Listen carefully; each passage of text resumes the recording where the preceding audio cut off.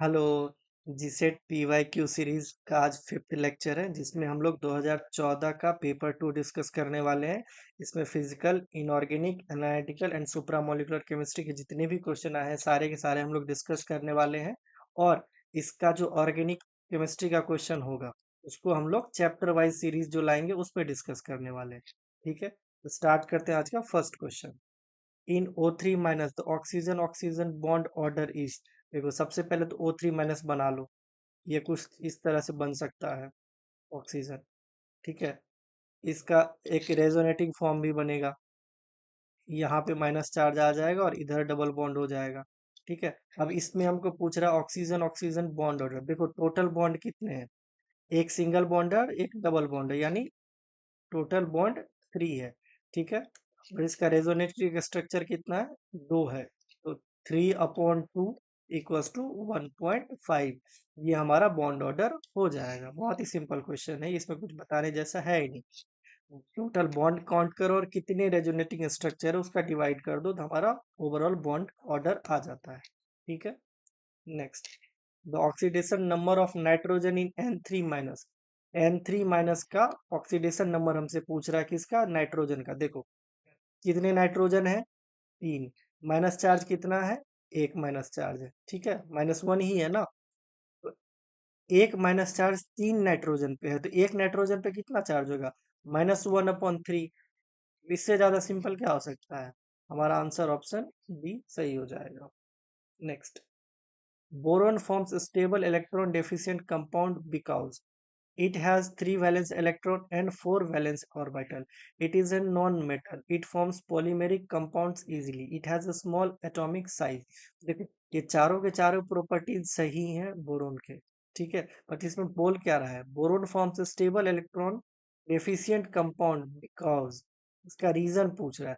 इसका रीजन सिर्फ और सिर्फ ऑप्शन ए होगा, इट हैज 3 वैलेंस इलेक्ट्रॉन। देखो बोरोन का क्या होता है, 1s2 2s2 2p1, यही होता है।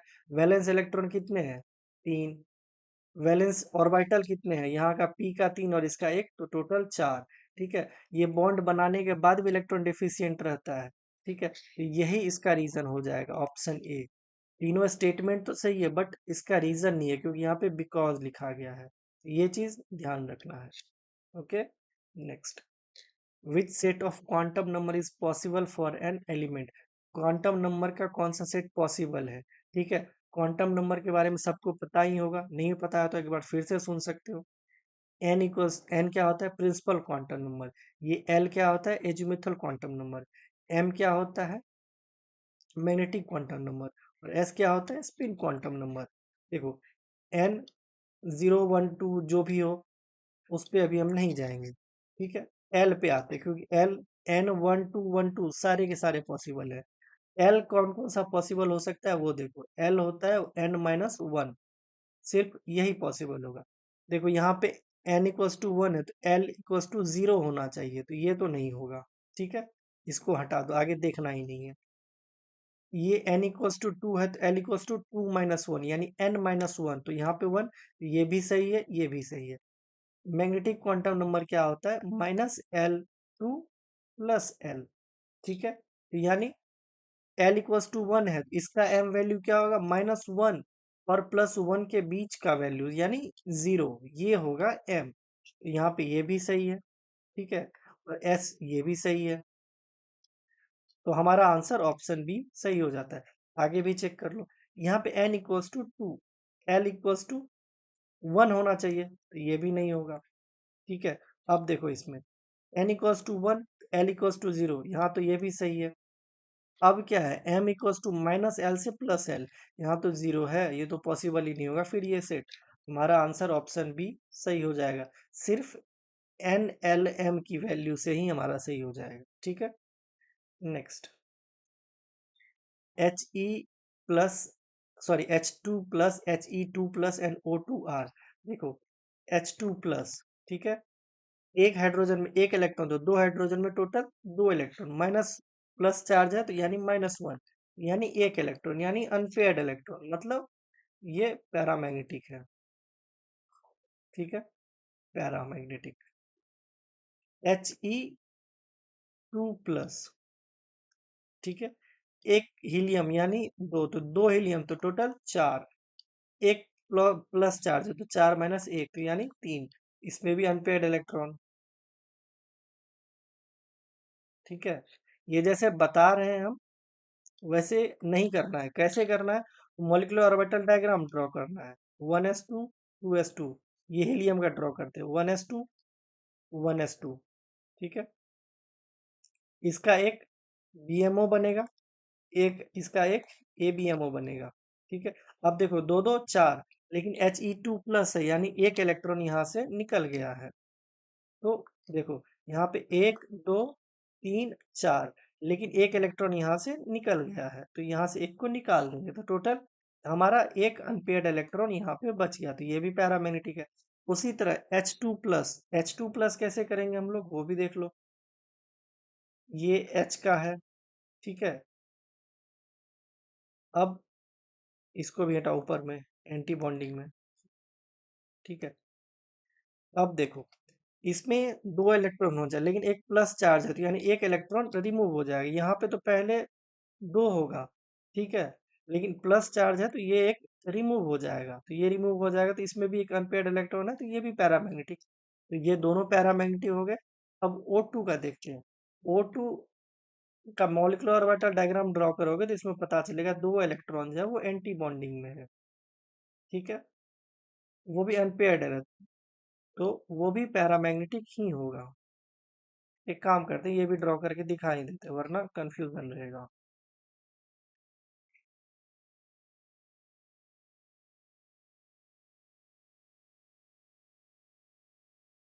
ठीक है, देखो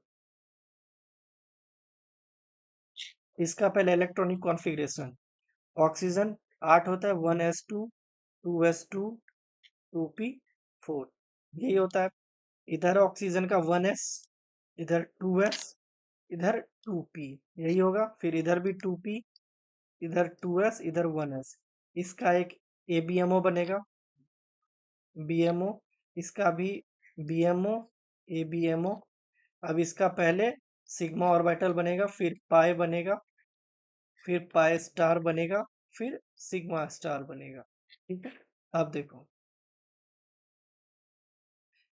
1s2 2s2 2p4, एक दो तीन चार। ठीक, इधर भी आ जाएगा एक दो तीन चार, एक दो, एक दो। टोटल कितना हो गया? 16। अब 16 इलेक्ट्रॉन इसमें हमको फिल करना है। देखो एक दो तीन चार पाँच छ सात आठ नौ 10 11 12 13 14 15 16। ये जो दो इलेक्ट्रॉन है ये अनपेयर्ड इलेक्ट्रॉन है जो एंटी बॉन्डिंग में यहाँ जो लिखे हैं हम। ठीक है, इसलिए ये हमारा पैरामैग्नेटिक हुआ, तो तीनों कॉम्प्लेक्स पैरामैग्नेटिक ही है। ठीक है, next. Boron always form covalent bond due to. देखो boron always form covalent bond due to पूछ रहा है। अब एक बात बताओ, चलो ठीक है बोरोन को हम बोलते तुम कोवेलेंट बॉन्ड नहीं तुम आयनिक बॉन्ड बनाओ। ठीक है, तो कैसे बनाएगा? चलो देखो 1s2 2s2 2p1। Ionic bond कैसे बनाते हैं? Completely transfer of electron. इसके पास तीन वैलेंस इलेक्ट्रॉन है, ये तीनों ट्रांसफर कर देगा, ये B+3 हो जाएगा। एक तो बेचारे का साइज छोटा है, ऊपर से इतना हाई चार्ज आ जाएगा, ये कभी भी आयनिक बॉन्ड बनाना प्रेफर नहीं करता। ये कौन सा बॉन्ड बनाना प्रेफर करता है? Covalent bond. ठीक है, कोवेलेंट बॉन्ड बनाने का रीजन क्या है? High charge by size ratio, जो कि हमारा ऑप्शन ए ही सही हो जाएगा। ठीक है, next. The correct decreasing order of aqueous ionic conductance for H+, K+, lithium plus and sodium plus. देखो सबसे ज्यादा तो H+ का होता है, क्यों होता है वो देख लो। The proton H+ has the highest ionic conductance due to unique mechanism of the conductance called Grothus mechanism, which is much faster than the movement of other ions। H का तो सबसे ज्यादा हो गया H+ का, A और B को तो हटा दो। उसके बाद among alkali metal potassium plus sodium plus and lithium plus the conductance increase with ionic size, मतलब जितना साइज बढ़ेगा उतना ज्यादा उसका ये कंडक्टेंस बढ़ेगा, because smaller ion like lithium plus have a stronger hydration shell, effectively making them larger and less mobile. ठीक है, अब ये इतना सब लिथियम प्लस छोटा है, ठीक है, इसका हाइड्रेशन सेल्स बड़ा हो जाएगा, ये मतलब जल्दी घिसकने में इसको दिक्कत होगा, मतलब लेस मोबाइल मतलब वही है। ठीक है, तो यहाँ पे सबसे ज्यादा किसका हो जाएगा, पोटासियम का हो जाएगा, फिर सोडियम का हो जाएगा, फिर लिथियम का हो जाएगा, और सबका बाप इधर H प्लस बैठा हुआ है। हमारा आंसर ऑप्शन डी ही सही हो जाएगा। ठीक है, next, the strongest van der Waals interaction is, मतलब लंडन डिस्पर्सन फोर्स, ये किस पे डिपेंड करता है, जिसमें मोर नंबर ऑफ इलेक्ट्रॉन। ठीक है, मोर नंबर ऑफ इलेक्ट्रॉन, या पोलराइजिबिलिटी, पोलराइजिबिलिटी, सबसे ज्यादा पोलराइजिबिलिटी और सबसे ज्यादा इलेक्ट्रॉन किसके पास है, आयोडीन के पास है। ऑप्शन डी हमारा सही हो जाएगा। ठीक है, next, which of the following has a planar structure, सबका एक बार स्ट्रक्चर ड्रॉ करके देख लो। देखो सल्फर SO4 2 इसका स्ट्रक्चर कुछ इस तरह से हो जाएगा, double bond O, double bond O, एक ऑक्सीजन माइनस, इधर ऑक्सीजन माइनस। देख लो SO4 4 ऑक्सीजन है, 2 माइनस यहाँ। ठीक है, ये प्लेनर तो नहीं होगा, ये डिस्टॉर्टेड टेट्राहेड्रल टाइप का हो जाएगा जो 3D में होगा, तो प्लेनर तो ये नहीं होगा, इसको भी हटाओ।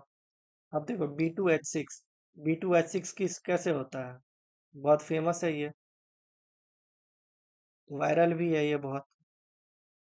ये भी डिस्टॉर्टेड टेट्राहेड्रल बोल सकते हो, बट प्लेनर तो नहीं है क्योंकि ये भी एक 3D स्ट्रक्चर है, तो ये भी नहीं होगा। अब H3BO3 देखते हैं इसको, ये कुछ इस तरह से होता है, ट्रायगोनल प्लेनर स्ट्रक्चर इसका। ठीक है, ये ट्रायगोनल प्लेनर स्ट्रक्चर है, हाइब्रिडाइजेशन sp2 है, एंड बॉन्ड एंगल 120 डिग्री है। ठीक है, हमारा आंसर ऑप्शन सी सही हो जाएगा। अब तीन को देख लिया तो चौथा को भी देख ही लेते हैं, वरना क्या पता रूठ जाए। इसका स्ट्रक्चर कुछ इस तरह से होगा, चारों ऑक्सीजन को माइनस के साथ पहना दो, ये परफेक्ट टेट्राहेड्रल है। ठीक है, ये हमारा आंसर नहीं है, हमारा आंसर ओनली ऑप्शन सी है। ठीक है, next, the gas most widely used in the discharge tube for advertisement, देखो, neon gas is famously used in the advertising sign and color discharge tubes, क्यों, क्योंकि it emits a bright red orange glow when an electric current pass through it, यानी नियन हमारा answer सही हो जाएगा। ठीक है, ये दोनों मैंने लिख दिया था ताकि मुझे लिखना ना पड़े, वीडियो का लेंथ ना बढ़ा हो। ठीक है, कैलोमल इज, देखो सबसे फेमस इलेक्ट्रोड है कैलोमल, मर्क्यूरस क्लोराइड, यानी Hg2Cl2, ये भी बताने की चीज है, ऑप्शन बी सही। ठीक है, next, which of the following element in its native form is not expected to behave as a ligand, not expected to behave as a ligand, इसमें ये भी लिगेंड की तरह बिहेव करेगा, ये भी लिगेंड की तरह बिहेव करेगा, ये भी लिगेंड की तरह बिहेव करेगा, ये नहीं लिगेंड की तरह बिहेव करेगा क्योंकि ये बहुत ज्यादा स्टेबल है, एक तरह से बोल सकते हो इनर्ट गैस टाइप का स्टेबल है ये, इसमें नाइट्रोजन ट्रिपल बॉन्ड बनाता है, एक भी अनपेयर्ड इलेक्ट्रॉन नहीं है, और बहुत ही ज्यादा स्टेबल है। ठीक है, तो ये लिगेंड की तरह बिहेव नहीं करेगा, हमारा आंसर ऑप्शन सी ही सही हो जाएगा। ठीक है, बाद बाकी सबके सब लिगेंड की तरह बिहेव करेंगे, उसका रीजन क्या है, लोन पेयर हो सकते हैं या इलेक्ट्रॉन रिच हो सकते हैं, वो जो मेटल के साथ कोऑर्डिनेट कर पाए। ठीक है, ये रीजन हो सकता है ए बी और डी के लिए, बाद बाकी सी तो हमारा पक्का आंसर है। ठीक है, next, for isolation of metal from their ores the strongest reducing agent is, देखो स्ट्रॉन्गेस्ट रिड्यूसिंग एजेंट मतलब लिथियम, यहाँ पे सबसे ज्यादा लिथियम है, और उसके बाद अगर बात करोगे तो कार्बन है, ये रहा, उसके बाद बात करोगे तो H2 है। ठीक है, ये तो कुछ है ही नहीं, ये तो हमको ऐसा लग रहा है जो ऑप्शन पूरा करने के लिए दे दिया था, बेचारे के पास तीन ही ऑप्शन था, एक ऑप्शन कहाँ से लाए, तो एक इन्होंने लिख दिया ये। ठीक है, हमारा आंसर ऑप्शन डी ही सही हो जाएगा, लिथियम सबसे ज्यादा स्ट्रॉन्गेस्ट रिड्यूसिंग एजेंट की तरह काम करता है। Next, which one of the following ion is expected to be colourless. देखो कलर थ्योरी के अकॉर्डिंग हम लोग कैसे पढ़ते हैं, स्पिन सिलेक्शन रूल पढ़ते हैं। ठीक है, स्पिन सिलेक्शन रूल में delta S equals to 0 and delta L equals to plus minus 1 रहे। ठीक है, अगर ऐसा है तो स्पिन अलाउड है और ऐसा है तो लेपोर्टे अलाउड है। ठीक है, अगर ऑक्टाहेड्रल कॉम्प्लेक्स यहाँ पे 6 दिया गया ना अकॉर्डिंग से नंबर, तो ऑक्टाहेड्रल की बात करते हैं। D1 से D9 तक स्पिन अलाउड है। ठीक है, और लेपोर्टे फॉरबिडन है। ठीक है, D5 का स्पिन भी फॉरबिडन है और लेपोर्टे भी फॉरबिडन है। ठीक है, स्पिन फॉरबिडन, लेपोर्टे फॉरबिडन। तो ये हमारा कलरलेस होता है। यहाँ पे देखो D9, ये D8, ये D6 और ये D5। ठीक है, तो D5 तो हमारा कलरलेस यही हो जाएगा डी। इसका रीजन अगर पूछे तो लेपोर्टिव फॉरबिडन भी है और स्पिन फॉरबिडन भी है। ठीक है, उसी तरह अगर हम टेट्राहेड्रल, आपको टेट्राहेड्रल कॉम्प्लेक्स दे दिया जाए तो D1 से D9 तक स्पिन अलाउड है। ठीक है, और ये लेपोर्टे पार्शियली अलाउड है। ठीक है, और D5 spin forbidden and Laporte forbidden, दोनों इसमें भी D5 होता है। ठीक है, वैसे इसमें ऑक्टाहेड्रल का दिया गया था तो ये इंपॉर्टेंट है, देख लेना। Next, the ground term for chromium 3+। इसमें क्रोमियम 3+ का ग्राउंड स्टेट पूछ रहा है, टर्म सिंबल नहीं पूछ रहा है, ग्राउंड स्टेट टर्म पूछ रहा है। टर्म के लिए पहले डी ऑर्बिटल 5 ड्रॉ कर लो। अब क्रोमियम 3+ यानी 3 इलेक्ट्रॉन है तो 3 इलेक्ट्रॉन दे दो। ये सबसे सिंपलेस्ट वे बता रहे हैं टर्म निकालने का, इससे ज्यादा सिंपलेस्ट वे और कुछ हो ही नहीं सकता। इसका एल लिखो, +2 +1 0 -1 -2। ठीक है, इसका एस कितना होगा, 3/2, मतलब 1/2 इंटू 3 करते हैं तो एस इक्वल्स टू 3/2 हो जाएगा। और एल कितना होगा, 2 + 1 तो 3। अब देखो एस अगर हो तो 0, सॉरी उल्टा नहीं दे, अगर 0 हो तो एस ऐसा लिखना चाहिए था। ठीक है, अगर 0 है तो एस, 1 है तो पी, 2 है तो डी और 3 है तो एफ, यानी L3 तो एफ, एफ तो फिक्स है। अब टर्म क्या होता है, 2s+1 और यहाँ पे एल, ये एल, एल कितना है, एफ है, यहाँ पे एफ लिख दो। अब 2s+1, 2 × 3/2 + 1 तो ये हो गया 4, तो 4f इसका टर्म हो जाएगा। ठीक है, सीधा answer.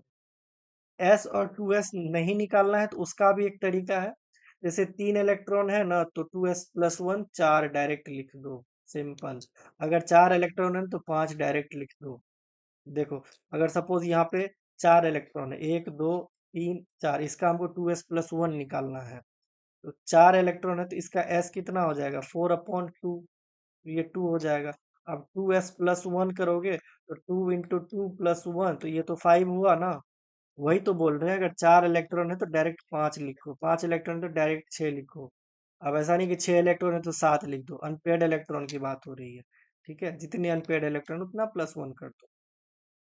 Next, IUPAC name of, ये इसका आईयूपीएसी नेम हमको बताना है। देखो इसको हम लोग कुछ इस तरह से लिख सकते हैं क्या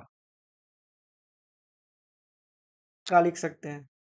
अब देखो इसका ऑक्सीडेशन स्टेट निकालोगे तो +3 आएगा, तो ये इसको तो हटा दो क्योंकि ये ऑक्सीडेशन स्टेट है। ठीक है, अब देखो लिथियम तो सब में है तो इसको भी नहीं देखना है।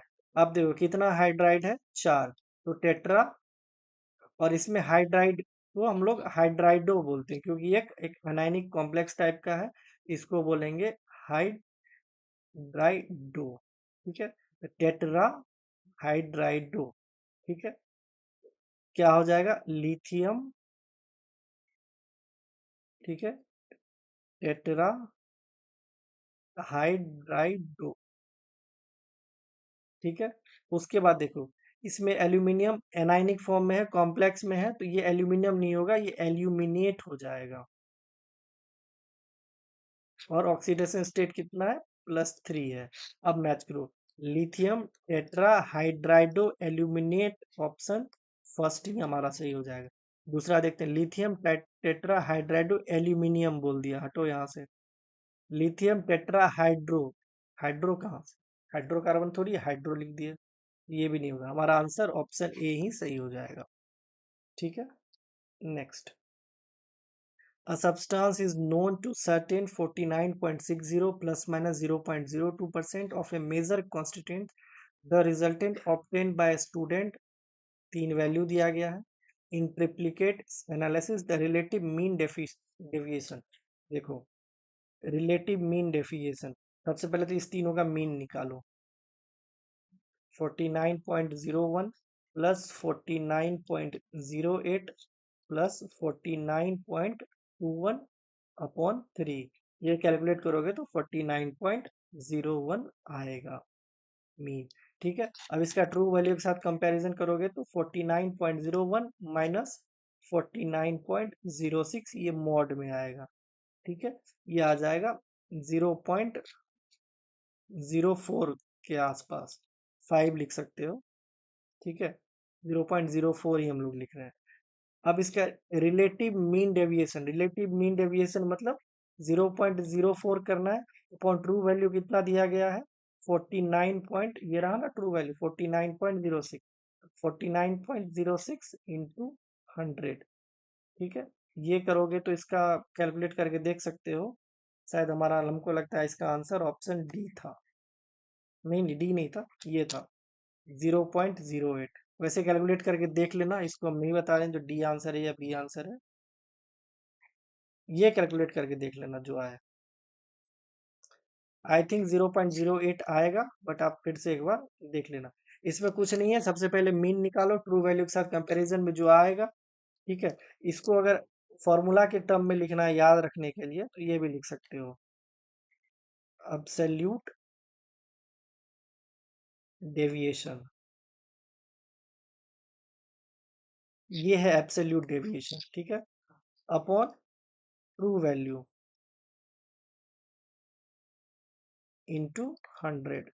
ठीक है, इसको याद रख सकते हो। नेक्स्ट, द नंबर, ये number round off correctly to 4 significant figures, देखो 5.599347 4 सिग्निफिकेंट फिगर, यानी यहाँ पे इसके बाद क्या है, 3 है, 3 है जो 5 से छोटा है, तो इसका 5.599 ही हो जाएगा। ठीक है, अगर ये वैल्यू अगर 5 से बड़ा हो तो इसके बाद वाला जो है इसमें एक हम लोग ऐड करते हैं। ठीक है, इस इसलिए ये वैल्यू देखना इंपॉर्टेंट है।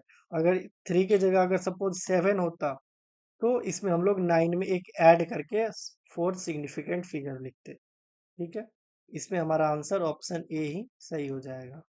ये तो गलत है, ये भी गलत है।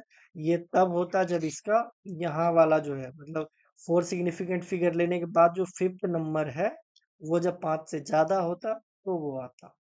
ठीक है, which of the following mixture will act as a buffer, इस चारों में कौन सा है जो बफर की तरह बिहेव करता है। हम लोग को पता है, हम लोग Na2CO3 प्लस NaHCO3 बहुत बार लैब में बनाए बफर सॉल्यूशन, हमारा ऑप्शन सी सही है। बट फिर भी अगर नहीं पता है कैसे हम लोग बफर बनाते हैं तो वो एक बार आप लोग देख सकते हैं। बफर सॉल्यूशन में 2 टाइप का होता है, एक तो होगा वीक एसिड, ठीक है, एंड इट्स कॉन्जुगेट बेस। ठीक है, ये है। एक दूसरा टाइप का भी होता है, weak base and it's conjugate acid. ठीक है, आप लोग कंपैरिजन करके खुद से देखना। देखो ये तो न्यूट्रल है और ये स्ट्रॉन्ग एसिड है, तो ये तो होगा नहीं। अब ये क्या है आप हमको एक बार कमेंट में बताना, अगर नहीं बता पाओगे तो फिर मैं तो बता ही दूंगा। ठीक है, बट ये बहुत ही इजी क्वेश्चन है, हम लोग बहुत बार बीएससी एमएससी हर जगह ये लैब में यूज बफर सॉल्यूशन बना चुके हैं। ठीक है, ये weak acid and it's conjugate base type का बफर है। ठीक है, ऑप्शन सी हमारा सही हो जाएगा। Next, for the redox reaction MnO4 minus C2O4 2 minus plus H plus Mn2 plus CO2 and H2O. The correct coefficient of the reactants for the balance reaction is, इसमें इसका coefficient और इसका coefficient पूछा गया है। इसमें बैलेंस रिएक्शन लिखो, उसके बाद इन तीनों का कोफिशिएंट क्या आएगा वो इसमें लिख सकते हो।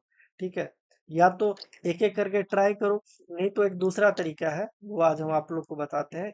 एक दूसरा तरीका क्या आता है। सबसे पहले तो रिडक्शन हाफ का रिएक्शन लिखो। रिडक्शन हाफ, देखो रिडक्शन किसका हो रहा है, MnO4 माइनस से Mn2 प्लस, यही है रिडक्शन हाफ का रिएक्शन।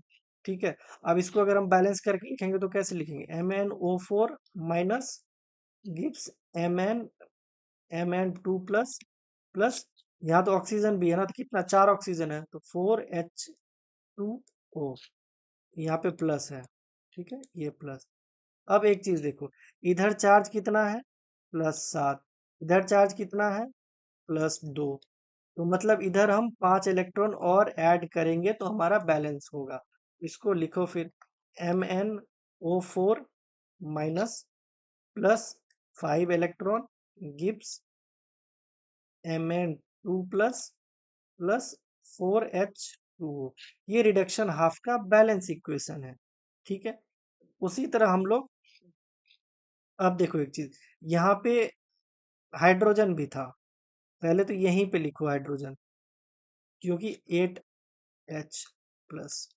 ठीक है, यहाँ पे भी 8H प्लस, क्योंकि वाटर तो डायरेक्ट लिख दिए, ऑक्सीजन तो पूरा कर दिए, बट हाइड्रोजन को ऐसे भूल गए, यहाँ पे +8H प्लस। ठीक है, H प्लस। इसी इसी तरह आप ऑक्सीडेशन हाफ का रिएक्शन लिखो। ऑक्सीडेशन हाफ में क्या आएगा, C2O4 2 माइनस गिव्स CO2, इसको हम लोग कुछ इस तरह से लिख सकते हैं, C2O4 2 माइनस गिव्स 2CO2। ठीक है, अब इसमें देखो, इधर -2 है, इधर 0 है, तो मतलब हमको इधर 2 इलेक्ट्रॉन ऐड करना पड़ेगा तो बैलेंस होगा, यानी C2O4 2 minus gives 2CO2 plus 2 electron. अब इधर भी माइनस चार्ज हो गया, देखो इधर भी -2 हो गया, इधर भी -2 हो गया, इस इधर भी माइनस, देखो 5 2 7, इधर भी -7 हो गया और इधर भी -7 हो गया। ठीक है, नहीं इधर देखो, इधर +7 था, इसमें हम लोग 5 इलेक्ट्रॉन ऐड कर दिए हैं, तो यानी इधर अब -2 हो गया और इधर -2, सॉरी +2 हो गया, इधर भी +2 हो गया, ये माइनस प्लस का थोड़ा ध्यान रखना है। ठीक है, अब देखो, अब ओवरऑल हमको ऑक्सीडेशन हाफ और रिडक्शन हाफ को मिलाना है। उसके लिए हमको सबसे पहले क्या करना होगा, इधर हम क्या ऐड किए थे, 2 इलेक्ट्रॉन, ये 2 इलेक्ट्रॉन जो ऐड किए थे इन दो को हम रिडक्शन हाफ के इक्वेशन में मल्टीप्लाई कर देंगे, यानी 2 × MnO4 minus +8H plus 5 electron gives, इसको इधर लिख लेते हैं, Mn2 प्लस प्लस 4H2O, इस टोटल में हम 2 से मल्टीप्लाई करने वाले हैं, और ऑक्सीडेशन हाफ में इधर हम लोग 5 इलेक्ट्रॉन ऐड किए थे तो इधर 5 से मल्टीप्लाई करने वाले हैं, इसका अलग से लिख देते हैं। देखो 5 C2O4 2 minus gives 2CO2 plus 2 electron, इसमें हम लोग 5 से मल्टीप्लाई करने वाले हैं। अब ओवरऑल क्या आता है वो लिखेंगे। ठीक है, सबसे पहले इसको लिखो, 2MnO4 माइनस +8 × 2 यानी 16H प्लस 5 × 2 यानी 10 इलेक्ट्रॉन गिव्स, यहाँ पे 2Mn2 प्लस प्लस 4 दूनी 8, 8H2O। ठीक है, अब इसको लिखो, 5 C2O4 2 माइनस गिव्स 5 दूनी 10 यानी 10 CO2 प्लस 5 दूनी 10 यानी 10 इलेक्ट्रॉन। अब समझ में आ गया होगा जो हम लोग 2 और 5 से क्यों गुना किए, यहाँ से ये दोनों कट गया। अब देखो, अब इसका ओवरऑल रिएक्शन ये है, ये लेफ्ट साइड का और ये राइट साइड का। यहाँ पे देखो Mn2 प्लस दिया गया है, CO2 दिया गया है और H2O दिया गया है। Mn2 कितना है, ये 2 है। H2O कितना है, ये 10 है। सॉरी, CO2 10 है और H2O 8 है। ठीक है, इधर देखो, ये 2MnO4 है, 16H है और इधर 5C2O4 है, यानी 2 5 16। 2 5 16 हमारा ऑप्शन ए सही हो जाएगा। इसमें कैसे करना है एक बार फिर से समझ लो। सबसे पहले तो रिडक्शन हाफ का रिएक्शन लिखना है, उसको बैलेंस करना है। ठीक है, और चार्ज भी बैलेंस करना है। चार्ज कैसे बैलेंस करना है एक बार फिर से समझना है तो फिर से समझ लो, बहुत ही इंपॉर्टेंट है। यहाँ पे देखो MnO4 माइनस, यहाँ पे +7 चार्ज है और यहाँ Mn पे +7 है, इस पे +2 है। ठीक है, तो इसमें +7, इसमें -5 अगर कर देते हैं तो +2 बच जाएगा। इसलिए यहाँ पे हम 5 इलेक्ट्रॉन ऐड कर दिए ताकि इधर का चार्ज भी +2 हो जाए और इधर तो +2 है ही। ठीक है, तो वो चार्ज बैलेंस करना है, रिडक्शन हाफ का, ऑक्सीडेशन हाफ का। ठीक है, अगर उसके बाद ऑक्सीडेशन हाफ में अगर 2 इलेक्ट्रॉन ऐड किए हैं तो उसको रिडक्शन हाफ में मल्टीप्लाई करना है, और ऑक्सीडेशन हाफ में अगर हम 2 इलेक्ट्रॉन ऐड किए हैं तो वो रिडक्शन हाफ में मल्टीप्लाई किए, और रिडक्शन हाफ में हम 5 इलेक्ट्रॉन ऐड किए हैं तो उसको हम ऑक्सीडेशन हाफ में मल्टीप्लाई करेंगे। उसके बाद ओवरऑल निकालो, इलेक्ट्रॉन को चलता बनो, उसके बाद जो आंसर होगा वो लगा दो और आगे बढ़ो। ठीक है, next, identify the intensive quantities for the involve for the from the following. देखो, intensive properties, properties which are independent of the amount of the substance या मैटर। ठीक है, और extensive property, the properties which depend upon the amount of substance. ये तो definition है, और ये मेरा खुद का है, मैंने ऐड कर दिया। इतना इंटेंसिव प्रॉपर्टीज होता है और इतना एक्सटेंसिव प्रॉपर्टीज होता है। इसके अलावा एक ट्रिक भी बता देते हैं आपको। सपोज ये एक बाउल है, ठीक है, इसमें हमने सॉरी, इसमें हमने कुछ लिया, जो मन किया वो लिया, इसको 2 भाग में बांट दो। ठीक है, 2 भाग में बांट दो। इसका जो प्रॉपर्टीज है वो इन दोनों का भी प्रॉपर्टीज है तो वो इंटेंसिव प्रॉपर्टीज है। इसका जो प्रॉपर्टीज है और जब डिवाइड के तब प्रॉपर्टीज अगर अलग हो गया तो वो एक्सटेंसिव प्रॉपर्टीज है। एक एग्जांपल से समझ लो। ठीक है, सपोज ये हम लोग एक 100 ml दूध ले लिए, इसको हम लोग 100 डिग्री सेल्सियस टेम्परेचर दे दिए। ठीक है, अभी 100 ml को हम 50 ml और 50 ml करके डिवाइड कर देते हैं, तो ऐसा थोड़ी होगा 50 50 ml कर दिए तो इसका भी टेम्परेचर 50 डिग्री और इसका भी टेम्परेचर 50 डिग्री हो जाएगा। वो तो नहीं होगा ना। मिल्क 100 ml था, उसका 100 डिग्री सेल्सियस था, उसको 2 पार्ट में डिवाइड किए तो भी दोनों का टेम्परेचर 100 डिग्री ही होगा। मतलब temperature is a intensive properties. ठीक है, अब देखो यहाँ यहाँ एक अमाउंट लिखा हुआ है। ठीक है, ये अमाउंट दिख रहा है, ये अमाउंट का सोचो। अब यहाँ पे सपोज 100 ml था, इसको 2 पार्ट में डिवाइड कर दिया तो 50 50 ml बचा, तो यहाँ पे अमाउंट 100 ml था, फिर 50 ml बच गया, तो वो जो मेन प्रॉपर्टीज था उससे तो अलग हो गया ना, तो वो एक्सटेंसिव प्रॉपर्टीज है। या फिर इसको वॉल्यूम मानो या फिर मास लो, कुछ भी लो। अमाउंट, एक मिनट देखो, amount, volume, mass, enthalpy, entropy, heat capacity, Gibbs free energy, internal energy and Helmholtz energy. ठीक है, ये एक्सटेंसिव प्रॉपर्टीज है, और इंटेंसिव प्रॉपर्टी तो बहुत ज्यादा है, इसलिए हर जगह इंटेंसिव प्रॉपर्टीज ही लोग पूछते हैं मैक्सिमम। ठीक है, इसका आंसर क्या हो जाएगा, इतना बताने के बाद तो बता ही सकते हो, रिफ्रैक्टिव इंडेक्स एक इंटेंसिव प्रॉपर्टीज है। कहाँ गया, ये रहा, रिफ्रैक्टिव इंडेक्स। ठीक है, ये एक इंटेंसिव प्रॉपर्टीज है। Next, the degree of dissociation of a weak electrolyte is given by। देखो, using relation using relationship between the want of factor and the degree of dissociation for a substance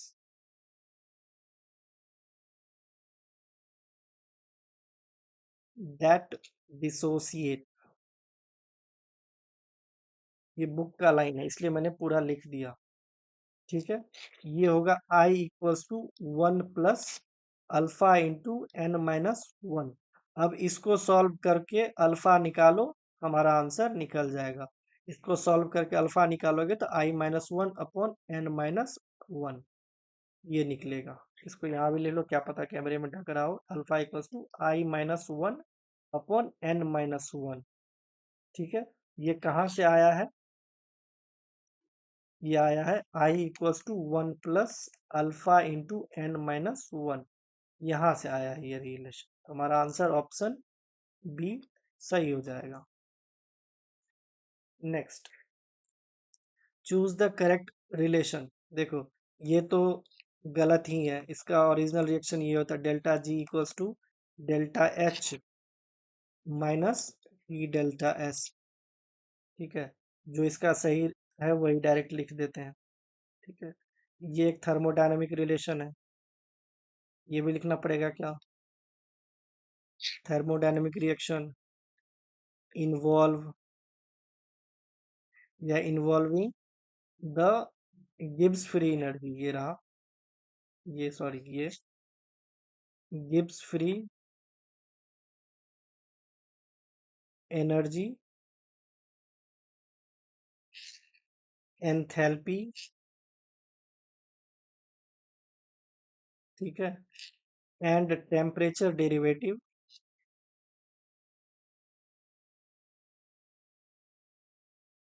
derivative at constant pressure. ये रहा constant sorry, red ले आओ, white पे भी constant pressure पे temperature derivative enthalpy and Gibbs free energy का ये relation है, जो करेक्ट रिलेशन है। बाद बाकी सारे के सारे गलत हैं। ऑप्शन सी हमारा सही हो जाएगा। नेक्स्ट, इन अर्नियस इक्वेशन, ये अर्नियस इक्वेशन दिया गया है A will become equal to the rate constant, यानी ये A will become to the rate constant, ये कब होगा ये पूछ रहा है। ठीक है, ये कब होगा? जब हमारा k equals to A into 1 हो जाए। 1 कब होगा? जब हमारा e टू द पावर 0 हो जाए। e टू द पावर 0 कब होगा? जब minus E A upon R T equals to 0 होगा। अब r और t तो 0 होगा नहीं, तो हमारा होगा क्या? ई ए इक्वल टू 0 होना चाहिए। अब ई ए क्या है हमारा? एक्टिवेशन एनर्जी है। ठीक है, एक्टिवेशन एनर्जी है। एक्टिवेशन एनर्जी अगर हमारा 0 होगा तो ए इक्वल्स टू रेट कांस्टेंट हो जाएगा। हमारा आंसर ऑप्शन बी सही हो जाएगा। ठीक है, सिंपल। फिर से समझना तो फिर से देख लो। यहाँ पे बोल रहा है ये कब बराबर हो जाए। ये बराबर कब होगा? जब ये इसका वैल्यू 1 होगा। इसका वैल्यू 1 कब होगा? जब ई टू द पावर 0 होगा, उसका वैल्यू 1 होता है। ई टू द पावर 0 यानी minus E A upon R T को 0 होना है। अब रेट ये आर और टी तो 0 होगा नहीं, तो उसके लिए माइनस ई ए को 0 होना है। माइनस ई ए क्या है? Activation energy. 0 एक्टिवेशन एनर्जी पे रेट कांस्टेंट हमारा इक्वल्स टू के हो जाएगा। ठीक है, सिंपल। ऑप्शन बी हमारा सही हो जाएगा। Next, for which order of the half life period of A reaction is independent of the initial concentration. ठीक है, ये तो हमको पता है। अगर नहीं पता है तो आपको 0 order, first order, second order, third order, सारा ऑर्डर लिखना पड़ेगा। ये फर्स्ट ऑर्डर होता है। ठीक है, फर्स्ट ऑर्डर। देखो, टाइम t इक्वल्स टू 0, तो यहाँ पे इनिशियल कॉन्सेंट्रेशन ए था, प्रोडक्ट कुछ नहीं था। t equals to time t पे ए माइनस एक्स जो एक्स प्रोडक्ट बना। ठीक है, अगर हमको फर्स्ट ऑर्डर रिएक्शन लिखना हो उसका, L N A minus L N A minus X equals to K T, ये होता है। अब हमसे पूछ रहा है हाफ लाइफ का, यानी A minus X equals to A by two आ जाएगा। L N A upon L N A upon two equals to K T, यहां से सॉल्व करोगे ना तो L N two upon K equals to T half आ जाता है, जो कि फर्स्ट ऑर्डर रिएक्शन है और हमारा इनिशियल कॉन्सेंट्रेशन जो ए है उससे इंडिपेंडेंट है, फर्क ही नहीं पड़ रहा है। ठीक है, हमारा आंसर ऑप्शन कौन सा है? Third, fourth, first order reaction हो जाएगा। Next, for the hypothetical reaction 2a gives 3c।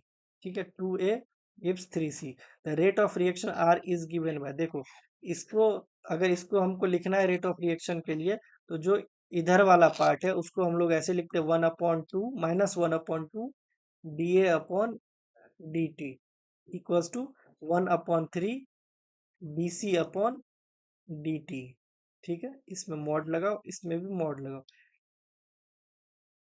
Arrow के राइट साइड में प्लस लगाते, एरो के लेफ्ट साइड में माइनस लगाते। अब देख लेते हैं कौन सा है आंसर। देखो, यहाँ पे -1/2 होना चाहिए, नहीं होगा, ये क्या कर दिया है, ये, हाँ ये सही है, ये भी गलत है, सी वाला तो है ही नहीं, थी यहाँ पे -1/2 ही होना चाहिए था। ठीक है, next, which statement is true about n by p ratio. ठीक है, n बाय p रेशियो के लिए बोल रहा है कौन सा स्टेटमेंट हमारा ट्रू है। अब कौन कौन सा दिया गया, beta emission, alpha emission and gamma emission, हम लोग बारी बारी से एक एक करके देख लेते हैं। चलो सबसे पहले बीटा इमिशन का देखते हैं। Suppose 14C6 gives 14 nitrogen 7 plus 0 beta -1, ये एक बीटा एमिशन का रिएक्शन है। अब इसका n बाय पी रेशियो निकालो, इधर का n बाय पी रेशियो क्या आएगा, n आ जाएगा 8/6, 14 माइनस 6 करोगे तो 8, ये हो जाएगा 1/3, इधर 7/7 इक्वल्स टू 1, ये n by P ratio decrease कर गया, पहले 1/3 था फिर 1 हो गया, यहाँ पे बोल रहा है इंक्रीज, तो इसको हटा दो। अब इसको देखते हैं अल्फा एमिशन। अल्फा एमिशन के लिए हम लोग ऐसे लिख सकते हैं 238 uranium 92 gives 234 thorium 90 plus 4 helium 2, ये अल्फा पार्टिकल्स है, ये बीटा पार्टिकल्स है। ठीक है, देखो 90 प्लस 2 92, 234 प्लस 4 238, मतलब रिएक्शन सही है, सॉरी, मतलब रिएक्शन सही है।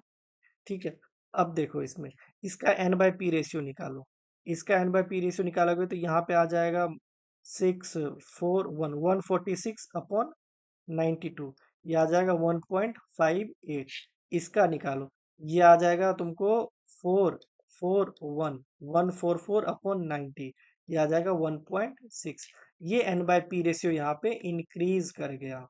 तो it increase with alpha emission, मतलब n by P ratio increase करेगा कब, जब अल्फा एमिशन हो। तुम्हारा आंसर ऑप्शन बी सही हो जाएगा। ठीक है, और गामा का क्या होता है, जीरो, गामा जीरो, इसमें तो कुछ भी नहीं होगा, इंक्रीज भी नहीं करेगा डिक्रीज भी नहीं करेगा, तो ये तो होगा नहीं। हमारा आंसर ऑप्शन बी सही हो जाएगा। ठीक है, next, the enthalpy of vaporization of a substance is 880 joule per mole and its boiling point is 173 degree Celsius, अच्छा -173 डिग्री सेल्सियस, और कहाँ आंसर है, केल्विन में, तो इसको पहले केल्विन में कन्वर्ट करो, -173 प्लस 273, तो ये आ जाएगा 100 डिग्री, सॉरी 100 केल्विन। अब पूछ क्या रहा है, calculate the entropy of vaporisation. ठीक है, अब देखो इंट्रोपी ऑफ वेपोराइजेशन क्या होता है, इंट्रोपी ऑफ वेपोराइजेशन मतलब delta S evaporation equals to क्या हो जाएगा, delta H vaporisation upon temperature boiling. ठीक है, टेम्परेचर बॉइलिंग, ये कितना है, 880, टेम्परेचर कितना है 1000, ये आ गया 1.8 क्या जूल पर मोल केल्विन। ठीक है, joule mole inverse kelvin inverse, हमारा 8.8 ये सही हो जाएगा। ठीक है, next, the vapour pressure of a solvent A is 0.80 atm when a non-volatile substance B is added to it, the vapor pressure drops to 0.60 atm, the mole fraction of B is, मतलब ये solution का question है। Raoult's law, Raoult's law के according P solution equals to chi A into P not A, ये तो सबको पता है, इसमें कुछ बताने जैसा नहीं है। इस यहाँ से जब अगर हम काई B की वैल्यू निकालेंगे तो काई B का वैल्यू हो जाएगा 1 minus P not solution upon P not a, ये आ जाएगा। यहाँ से हम लोग काई बी उतना तो डेरिवेशन करा नहीं सकते हैं, तो काई बी इक्वल्स टू 1 माइनस ये कितना है 0.06, ओके 0.60 अपॉन 0.80, ये सॉल्व करके देख लेना, जो आंसर आएगा वो लगा देना। ठीक है, नहीं तो चलो ठीक है सॉल्व कर ही लो। 0.80 माइनस 0.60 अपॉन 0.80, ये आ जाएगा 0.25। ठीक है, सिंपल। यहां से ये निकालना है, ये आप लोग खुद से देख सकते हो, अब इतना तो नहीं करवा सकते हैं पीवाईक्यू क्वेश्चन में। Next, the cell of an egg is removed by dissolution in concentrated HCl when this egg is placed in the concentration NCl solution, ये ऑस्मोसिस बेस्ड क्वेश्चन है, ऑस्मोसिस। ठीक है, टाइम बचे इसके लिए लिख के लाए हैं। व्हेन द एग सेल, यानी मेनली एग सेल में क्या होता है, calcium carbonate is removed by the concentrated HCl, the egg membrane remains intact and semi-permeable membrane, मतलब बेस था उसमें हम लोग एसिड डाले, तो it remains intact and semi permeable membrane. If the egg is then placed in the concentrated NaCl solution, the surrounded NaCl solution is highly concentrated, meaning it has a lower water concentration, मतलब कोई भी अगर solution है अगर वो बहुत ज्यादा concentrate है उसमें वाटर मॉलिक्यूल्स कम होंगे, मतलब lower water concentration than inside the egg, मतलब एग के अंदर जो कॉन्सेंट्रेशन है वो ज्यादा है जो बाहर हम जो कॉन्सेंट्रेटेड NaCl डाले हैं। ठीक है, उस वजह से क्या होगा, water will move out of the egg, मतलब देखो ये एग है, इसके अंदर जो वाटर है उसका कंसंट्रेशन हाई है, और हम लोग इसके बाहर जो डाले हैं NaCl सॉल्यूशन वो कौन सा है, कॉन्सेंट्रेटेड है, तो कॉन्सेंट्रेटेड है मतलब उसमें वाटर मॉलिक्यूल्स कम है, तो अंदर वाला बाहर आने की कोशिश करेगा, तो उस चक्कर में अंडा फट जाता है। ठीक है, inside the lower water complex देखो will move out the egg from higher water concentration inside to the lower water concentration outside. As a result, egg will shrink because it loses water. Egg will shrink, हमारा answer option B सही हो जाएगा। देखो फिर से समझ लो एक बार, egg के अंदर जो वाटर है और उसके बाहर हम लोग कॉन्सेंट्रेटेड NaCl डाले हैं, जो कॉन्सेंट्रेटेड है उसमें वाटर मॉलिक्यूल्स तो कम है। ठीक है, तो अंदर वाला जो वाटर है वो बाहर आने की कोशिश करेगा, मतलब हायर कॉन्सेंट्रेशन से लोअर कॉन्सेंट्रेशन में आने की कोशिश करेगा, उस वजह से अंडा फट जाएगा। ठीक है, ऑप्शन बी हमारा सही हो जाएगा। The law of mass action was proposed by Gullberg and Weg. The law of mass action was first formulated by the chemist Cato Maximilian Guldberg and Peter Waage in 1864। ठीक है, although initially overlooked due to the language and the communication barrier, their contribution was later recognized and expanded upon the scientists such as Van Top and Arrhenius। ठीक है, तो one top या हर्नियस मत लगा देना है, इसका जो मेन क्रेडिट है वो गुलबर्ग एंड वेग को जाता है, इसका पूरा नाम भी यहाँ पे लिखा गया, याद रख लो, ये तो नहीं याद था। Next, the number of fundamental modes of vibrational possible of hydrogen peroxide, यानी H2O2, ये एक नॉन लीनियर मॉलिक्यूल्स है, यानी 3n-6। अगर लीनियर होता तो 3n-5। इसमें टोटल n कितने हैं? 4। 3 × 4 - 6 यानी 12 - 6 यानी 6। हमारा आंसर ऑप्शन बी सही हो जाएगा। Next, microwave spectroscopy is concerned with change of orientation. क्यों? जब किसी मॉलिक्यूल्स पे हम माइक्रोवेव रेडिएशन डालते हैं तो उसका ओरिएंटेशन चेंज हो जाता है उस मॉलिक्यूल्स का। Change of orientation of molecules लिख सकते हो। ठीक है, स्पिन भी चेंज नहीं होता है, चार्ज भी डिस्ट्रीब्यूट नहीं होता, और कॉन्फ़िगरेशन क्यों चेंज होगा? ठीक है, हमारा ओरिएंटेशन चेंज होता है ड्यू टू डायपोल मूवमेंट। ठीक है, हमारा आंसर ऑप्शन ए ही सही हो जाएगा, बाद बाकी तो पढ़ना भी नहीं है। ये पेपर 2 का जितना भी क्वेश्चन था, फिजिकल, इनऑर्गेनिक, एनालिटिकल एंड सुप्रामोलिकुलर का तो नहीं आया। ठीक है, तो वो सारा हो गया। ऑर्गेनिक का हम लोग चैप्टर वाइज में करेंगे। ठीक है, थैंक यू, मिलते हैं नेक्स्ट लेक्चर में।